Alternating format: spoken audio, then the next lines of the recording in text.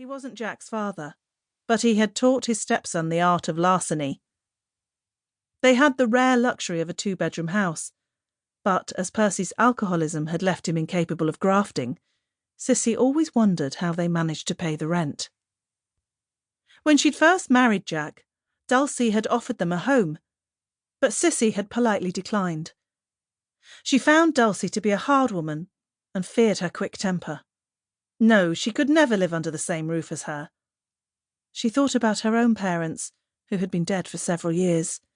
She wished her mum was with her now to hold her hand and tell her everything would be all right. Sissy paused in the hallway as another wave of pain gripped her body. "Jack bloody Garrett!" she gasped, steadying herself against the wall. "Where are you when I need you?"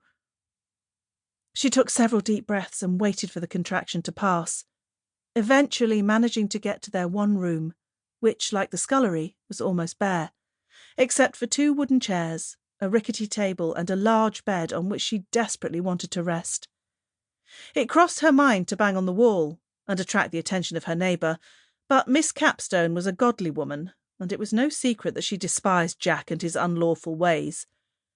Though Sissy was afraid, she didn't want to face another scornful lecture, and instead lowered her aching body onto her lumpy mattress. It was hot. The late morning sun shone brightly through the window, illuminating the dilapidated room. Her nostrils twitched at the musty smell, and she wished she'd opened the window. A cool breeze would be welcome.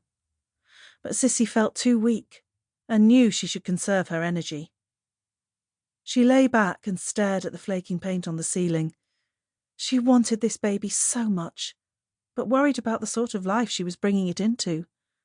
Money was sparse, and their home was almost derelict, infested with bugs and vermin. All she could offer the child was her unconditional love. A lone tear slipped from her eye and trickled down her face to rest in her ebony hair, which was now damp with sweat. The sound of the front door opening snapped Sissy from her worrying thoughts. She heard her husband's heavy footsteps and sighed with relief as their door flew open. Jack charged into the room like a strong gale bursting open a barn door. "Sis, you ain't going to believe this. We're at war!" Sissy pushed herself up on her haunches and looked at her husband as he waved a newspaper in front of her face. She couldn't read, but Jack emphatically pointed at the headline. "See, it says here, war declared on Germany." "Yeah, well, never mind about that. The baby's coming." Jack's eyes widened, and the colour drained from his face. "Oh, blimey, are you all right? What do I do?" Sissy smiled weakly. It wasn't often she saw her husband in a flap, but he was now, and it had nothing to do with the war. "This ain't no place for men, Jack.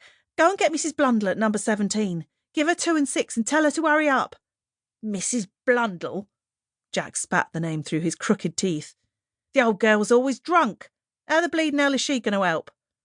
"She's the handy woman round here, and a darn sight cheaper than the doctor. Just go, Jack, get a move on," Sissy urged, wincing as pain began to rack her body again. She was aware childbirth wasn't easy, but she hadn't expected it to feel like torture. Without another word, Jack dashed from the room, and soon after, Sissy heard the front door slam. Her knuckles were white as she gripped the blanket beneath her, and she tried to stifle a scream. "Please hurry," she thought frantically, and writhed as the pain became almost unbearable. Jack was right. Mrs. Blundell was drunk a lot of the time, but she'd helped most of the local women to give birth. Blundell's babies, they were affectionately called. If you paid her a shilling, she'd lay out the dead too. Sissy quickly tried to push that thought from her mind. Childbearing was a dangerous time for a woman, so she wouldn't allow herself to think of death. Instead, she tried to focus on names for the baby. She wanted Ernest for a boy, after her father, but Jack insisted on George. Well, she thought, it was bound to be a boy. It had certainly kicked her bony ribs hard enough, and fancy being born on the day war broke out. The door opened again, and to her relief, she saw Mrs. Blundell follow Jack into the room.